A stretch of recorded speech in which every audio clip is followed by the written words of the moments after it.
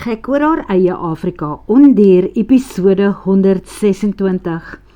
Dit is my reissak, Darie. Mika tree vorentoe en steek 'n hand uit om haar tas by Aleid aan te vat. Toe trek sy geskok terug en die sak kom met 'n plof aarde toe. Dit dring tot haar deur, die besef, dit wat Arend nou net gevra het. Dit beteken dat hy vir klein Meld kan sien. Hy het gevra, waar is die kind wat nou net saam met hulle van die vliegtuig afgeklim het? Dat hy dink, die seentjie behoort nie na die elektriese heining van die plaaswerf te hardloop nie. Daar is leeu's aan die ander kant. Hy het hard genoeg gepraat en nou kyk almal rond om te sien waar die sogenaamde kind is, wat hulle vanselfsprekend nie sal kan sien nie. Almal het gehoor wat hy sê, behalwe Aleid, wat mos met sy lyf halfpad in die bagasieruim gestaan het. Liewe hemel, roep Aleid uit, ek hoop nie daar is iets breekbaar in jou sak nie. Ek is jammer Mika, ek dog jy het hom. Nee, moenie bekommerd wees nie, dit is my skuld. Ek het misgevat. Mika buig vooroor en raap die sak op. Sy stap ergerlik na die vaal Land Cruiser bakkie daar naby en gooi dit argeloos agterop. Daar is wel 2 geskenke vir die bruidspaar in. Een vir hulle bachelors, donderdag, wat blykbaar 'n dig bewaarde geheim is. Sergio en Lia is nog salig, onbewus daarvan, en 'n trougeskenk. Maar albei haar geskenke is gelukkig van lap. Mika draai om en loop hard teen Arend vas. Hy stuier op sy voete, met tasse in elke hand. Hy durf nie los nie, want dalk is daar ook iets breekbaar in die bagasie wat hy dra. Maar sy mond vorm haar naam. Mika, is jou right? Weet jy iets van dit wat ek nou net gesien het? Ek is piekfyn, dankie Arend, en as jy dink dat jy iets gesien het, kan ek vir jou net sê, dit is jou verbeelding. Sy vermy die donker oë wat in hare boor, met vrae wat wag vir antwoorde, en stap terug vliegtuig toe, om nog bokse en ander goed ook te gaan haal. Die ander staan nog steeds na die heining en kyk, asof iets of iemand die elektriese stroom daarvan binnekort gaan breek. Het iemand anders dit ook gesien? Vra Sergio. Het iemand wat gesien? Vra Lia, wat van iewers af aan gedrafstap kom en opgewonde begin om al die mense wat aangekom het te groet. Daarna draai die mooi vroukie om en kyk om hulle rond. Toe vra sy, wie se klein ding het net nou daar na die heining toe gehardloop en waar is hy nou? Wat? Het jy ook 'n kind hier sien rondhardloop? Sergio kyk geskok na haar. Ja, hoekom kyk jy so na my? Genigtig, sê asseblief vir my dat hy saam met die vliegtuig gekom het, want waar anders sou hy vandaan kom? Sy kyk na Aleid en die man skud sy kop hewig. Nee, daar was nie 'n minderjarige kind op my vliegtuig nie. En toe Lia haar kop skeef draai en steeds vraend na hom kyk, roep hy uit, kyk, as hier 'n kind in my vliegtuig was en ek het hom nie verklaar nie, kan ek my vliegtuiglisensie verloor. So, ek hoop nie iemand anders het een ingesmokkel nie. Moes ek vir jou gesê dat ek swanger is? Vra Sergio se suster Sylvia en krimp effens ineen. Nee, toe maar man, ek weet mos van daai enetjie wat nog op pad is. Hy is deel van sy ma se pakket. Nie hy nie, sy. Dit is 'n dogtertjie, sê Sylvia trots. Sy, 'n dogtertjie. Mika sien hoe Sergio se gesig versag. Oh man, sissaitjie, dit is fantasties. Nou is ek peetpa van 2 manne en 'n meisiekind. Ja, jy en Lia, want ons gaan haar mos vra om peetma te wees, blom Sylvia. Diego, wat natuurlik 'n seentjie gehad het, maar daarvoor sal hy 'n nuwe bestelling moet insit. Vreeslik graag ja, beduie haar man.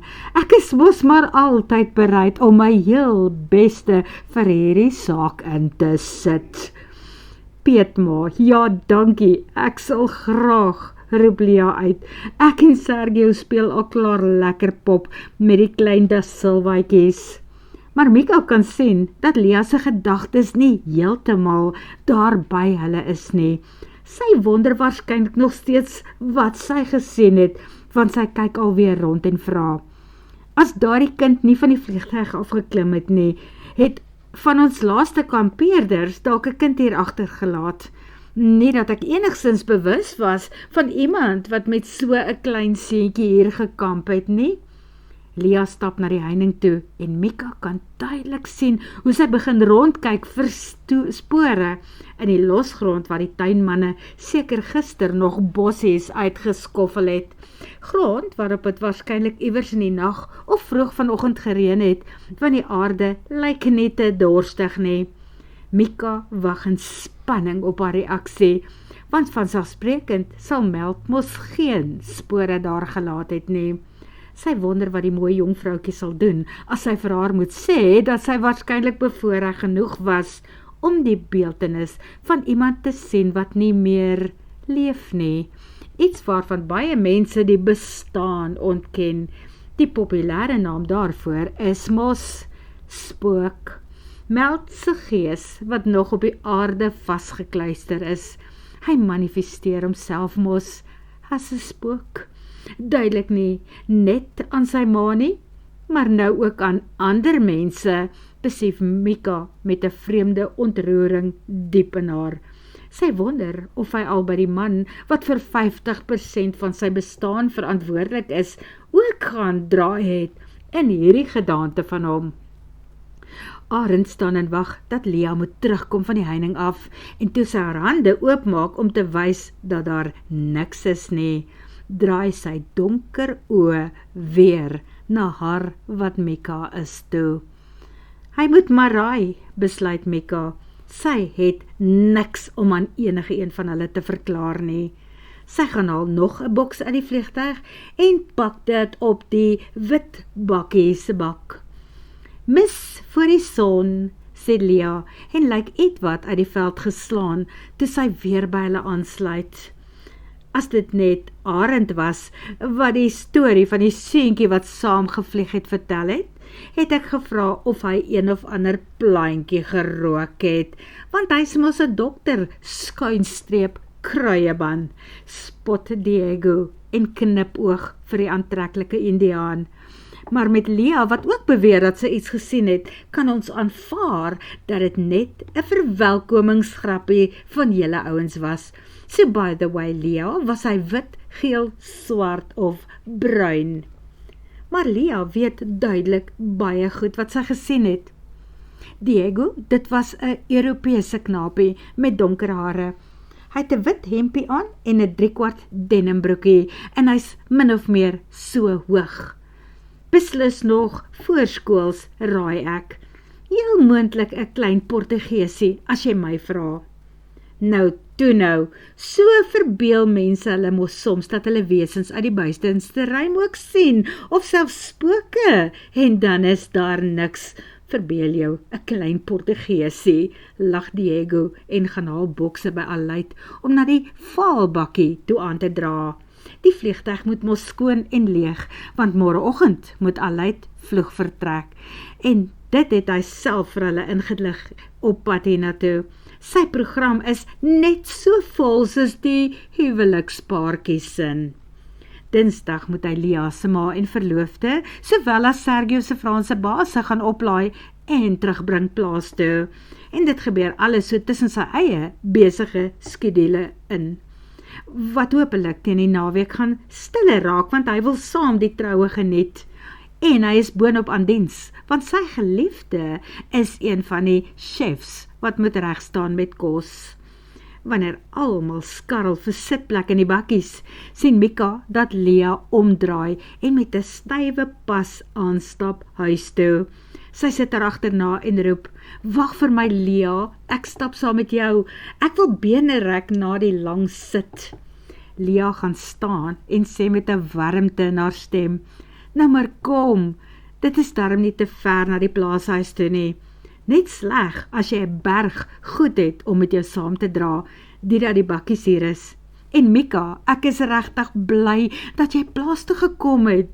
Dankie dat jy hier is vir ons troue en welkom op Hurters Retreat. Dankie dat ek bevoorreg genoeg is om hier te mag wees.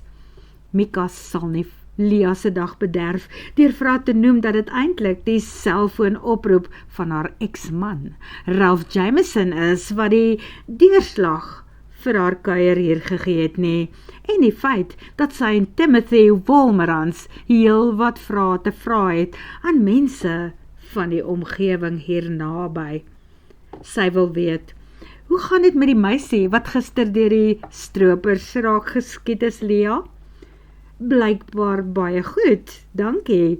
Kan jy glo dat die patroon blykbaar los deur haar lyfie is, sonder dat haar belangrike organe vernietig is? Rory Rodriguez, Sergio se jong assistent, is saam met haar in die helikopter na Tsalnien in Suid-Afrika, waar sy intussen geopereer is. Hy het teen 3 uur vanoggend gebel en laat weet dat sy intussen bygekom het en buite gevaar is. Volgens die dokters kan die weermag helikopter vir haar en Rory teen Woensdag al terugbring hiernatoe. Ai, dit alles so tussen die troureëlings deur.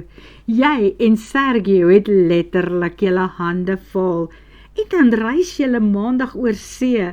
Wat 'n belewenis, sê Mika. Ja, daai is alles 'n filletjie teen my groter naalbyt krisis. Die feit dat ek my ma, Emily, vir die eerste keer in 'n lang tyd môre weer sien en sy bring haar nuwe verloofde. My pa het mos intussen 'n girlfriend, nie 'n ou vrou nie, 'n mooi dame van 53, wat my ma se kar gekoop het, nadat ek daarvoor gebagen het.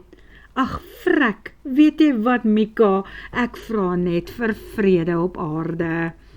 Wel, dan is dit wat ek jou nou gaan toewens, Lia, vrede op aarde, lag Mika. Wel, jy's 'n ster, en nou gaan ek jou voorstel aan die bestuurder en RSM van Hurters Retreat. Tannie Maria da Silva, en daardie mooi jong dame is Anna, haar skoonsister en die ma van die tweeling babietjies, waarvan ons jou al so baie vertel het. Mika se hart maak weer daai seer draai in haar borskas. Die mooie Anna is beslis nie 'n dag ouer as haar eie oudste dogter wat nou saam met die pa van haar kinders in 'n ander land bly nie. En sy het dieselfde mooi, sagte bruin oë. Maria staan op die boonste trap wat aan die stoep lê, 'n hoë posisie wat haar rang daar onderstreep. Sy doen ook die volgende woord. Welkom Mika, soutert, vrugtesappe en koek in die huis se eetkamer. Oor 10 minute gaan sê iemand asseblief dit net daar by Sergio se mense ook. Jou kamer is in die huis, volg my, sê Lia, toe Mika staan en kyk waar Sergio verbygery het na die woonstel nommer 6 van die Konsaalskamp. Hy het daarom eers haar sak hier by die stoep afgelaai, sien sy. Aleid klim langs Arend uit en stap na die deur aan hulle regterkant. Jo, hier is baie kamers en baie geboue. Hy en Peer het 'n woonstel daar, beduie Lia, en toe voeg sy by. Arend hier op die oomblik woonstel nommer 1 in die Konsaalskamp. Dit is waar sy suster Sylvie en Haya van donderdag aand af saam met hom sal tuis gaan vir die troue. Kom jy, dan gaan wys ek jou plek. Mika tel haar sak op en stap agter Lia by die groot skuifdeur in. Daar is 'n eetkamer met 'n lang tafel en 3 kleiner tafeltjies in die vertrek. Op die lang tafel is daar bordjies en 'n verskeidenheid van eetgoed, koppies en bekers vir drinkgoed op een van die kleiner tafels. Regs van hulle 'n sitkamer en agter dit alles 'n baie groot kombuis. Al die vertrekke is besonder groot, stylvol, maar ietwat uit die oude doos verseer. Dalk nog meubels wat aan die eerste inwoners hier behoort het, want die grond is blykbaar al geslagte in die familie. Behalwe dat Afrika mos nou alles na 'n 99 jaar huurpagstelsel verander het. Almal weet dat jou grond nie regtig meer net aan jou behoort nie. Miskien maak dit nie meer regtig vir die mense saak nie. Dalk gaan die aarde nie eens meer so lank bestaan nie, praat die filosoof in Mika. Of is dit die pessimis? Lia draai links voor haar in die gang af. Die tweede deur op regterkant is waar Mika haar sak met graagte kan neersit, wys die vroumens sê. Daar is sjokolade op 'n bed, 'n handdoek en seepies, 'n klein bossie blom op die speeltafel en 'n briefie waarop geskryf staan, welkom Mika. Die deur na die badkamer is aan die regterkant, beduie Lia. Ek gee jou 'n paar minute alleen om nes te skrob en dan sien ons jou in die eetkamer. En daarmee los Lia vir Mika op haar eie. En Mika voel asof sy haarself moet knyp. Is dit regtig sy? Is sy regtig hier?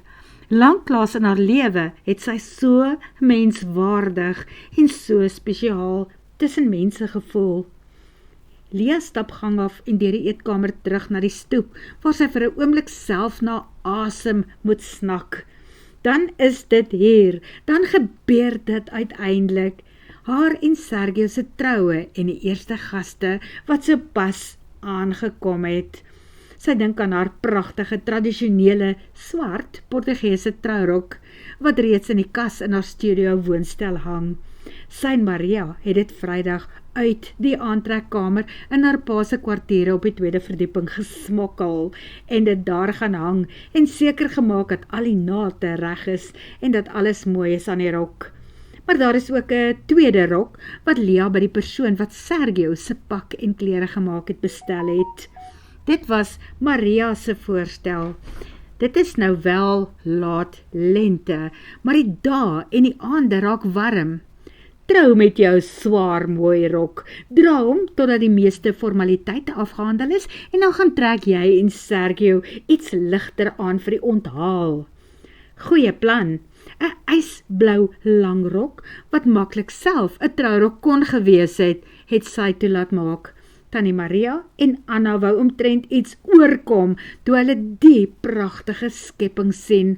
Nou sluitend bo en om die middel, waarna dit subtiel uitklok na onder tot by haar enkels. Jy moet die inpak vir die aand waarop Sergio die Franse en hulle beleggers in Parys toespreek. Nee, ek het reeds iets anders vir daardie aand. En anders moet ek weer skoene ook by inpak. Nee, die rok wat ek sommer na Emily se troue ook gaan aantrek, het ek reeds ingepak. En moenie my uitdaag nie, want ek pak so waar nie weer uit nie. Wel, wys vir ons. Soos 'n model het Lia toe maar tog die rok uitgehaal en aangetrek en voor hulle in die ronde gedraai. En toe die twee van hulle geoe en gea. Daar die koningsblou rok is glo nommerpas. Met 'n strik wat sommer 'n soort hoed ook gaan wees. Eintlik meer iets om haar ligte, woeste hare in toom te hou. Maar hopelik is hulle reg. Sy voel goed in die uitrusting. En hier waar sy op die stoep staan en kyk na die gewoel en gewerskaf daar om hulle, sien sy verskriklik uit na Saterdag. Mag alles verder asseblief net sonder drama verloop. Op daardie oomblik gaan die hek van die plaaswerf oop en Jesu se groen wildsbesigtigingsvoertuig ry in. John en Manuel en die tuinmanne is mos by hom. Hulle het Lia se laaste potte in bonsai gaan oplaai. Ook die boog wat sy gekoop het, wat binne in die stoorkamer, wat sy in die geheim in 'n kapel omskep het, is deel van die klomp goed wat hulle saamry. En dit gaan mos nou agter die preekstoel staan.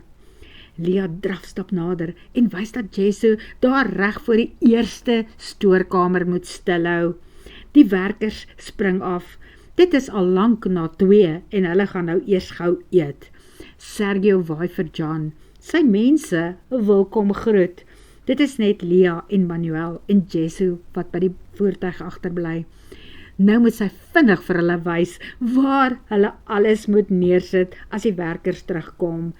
Die gazebo tussen die 2 geboue op die stuk grasperk daar, genoeg spasie vir voertuie om aan weerskante verby te ry.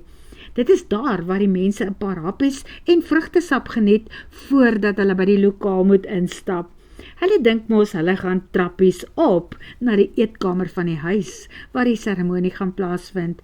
Maar nee, iemand gaan hulle weglei na die stoorkamer wat nou soos 'n grot uit 'n feeverhaaltjie lyk. Hulle sit die 4 groot potte op hulle plek reg voor die ingang en die koepel bo oor dit. Na ete sal Manuel kom toesig hou oor die laaste blomplante en struike wat daarin geplant moet word. En toe stap hulle na waar die res van die gaste al gesellig in die eetkamer kuier en op hulle wag. Dit is vir Lia so lekker om te sien dat Sergio weer vir haar plek reg langs hom gehou het. En toe sy gaan sit, buig hy oor en soen haar liggies op die mond. Wanneer hy wegtrek, bly sy oë in hare agter. So lyk 'n man wat lief is vir sy aanstaande bruid. Kan een mens so gelukkig wees soos sy? En kan een vrou ooit so lief wees vir 'n man soos wat sy vir hom voel? Hoekom kan dit nie vir Mika en Arend ook gebeur nie? Die man sit aan die een kant van die tafel, want natuurlik wou Maria niks daarvan weet dat iemand haar teepartytjie mag misloop nie. Almal wat deel is van vanoggend se entourage moet daar wees. Maar Arend se oë draai na waar Mika aan die ander kant van die tafel op die punt van een van die stoele gaan plaasneem. Sy kyk net reguit voor haar uit. Ag wel, dit is seker maar hulle saak, besluit Lia. Na die middagpartytjie neem Jesu almal wat wil saamry na die leeuplaas. Sergio sit voor langs hom, want hy moet met almal gesels en beduie. Lia sorg dat Mika langs haar sit op die heel agterste ry, met die familie op die sitplekke voor hulle. En toe kry sy lekker tot aan haar tone, toe Sergio vir Arend roep om saam te ry. Hy moet vir hom iets daar op die leeuplaas gaan wys, want Arend moet asseblief help terwyl hy en Lia weg is. Maar wat haar nog meer vreugde verskaf, is die feit dat Mika se hand net skielik na haar mond gaan, asof iets in haar lyf 'n taal praat, wat net deur 'n oeroue aantrekkingskrag aangevuur word. En daar is net een plek waar Arend kan gaan sit, want Lia wys vir Mika om nader aan haar te skuif. Wat maak dat daardie plek aan Mika se ander kant is, op die heel agterste ry sitplekke. En soos wat die dag aanstap, is dit asof iets tussen Mika en Arend weer begin sag word, in so mate dat hulle twee die laaste is wat laat aand in die lapa, waar die seekos gebraai is, oorbly. Wanneer Lia vir oulaas terugkyk, kan sy sien dat hulle twee oor diep dinge sit en gesels. Word vervolg.